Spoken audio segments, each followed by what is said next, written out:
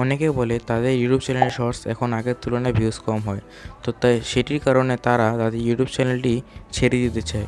কিন্তু চিন্তার কোনো কারণ নেই, আজ আমরা শিখিয়ে দিব ইউটিউব চ্যানেলে শর্টস কীভাবে ভাইরাল করতে হয়। তো চলো শুরু করি। প্রথমে আমরা ইউটিউব স্টুডিওতে ঢুকে নিব।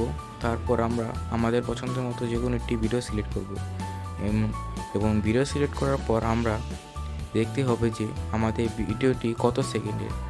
আমাদের ভিডিও ভাইরাল করার জন্য এটি টেকনিক হচ্ছে আমাদের ভিডিওটি 10 সেকেন্ড অথবা 10 সেকেন্ডের নিচে নিতে হবে এবং ভিডিওটি যেন কোনো প্রকার কপিরাইটে না থাকে। তারপর আমরা ভিডিওটি সিলেক্ট করার পর একটি ক্যাপশন লিখব। ক্যাপশন লেখার পর আমাদের ভিডিওটির পাশে দুটি ভাইরাল ট্যাক্স লিখব। যেমন প্রথমে ট্যাক্স লিখব, পরে ভাইরাল। তারপর আমরা এই ক্যাপশনটি কপি করে আমাদের ডেসক্রিপশনে দিব। ডেসক্রিপশনে দেওয়ার পর আমরা ভিডিওটি সব কিছু চেক করে আনলিস্টেড করব এবং কিছুক্ষণ পর দেখব যে আমাদের ভিডিওটি 1 ঘন্টা পর বা 2 ঘন্টা পর আমরা দেখব যে আমাদের ভিডিওটি ছাড়ার সময় হয়েছে কিনা। তারপর আমরা ভিডিওটি ছেড়ে দিব।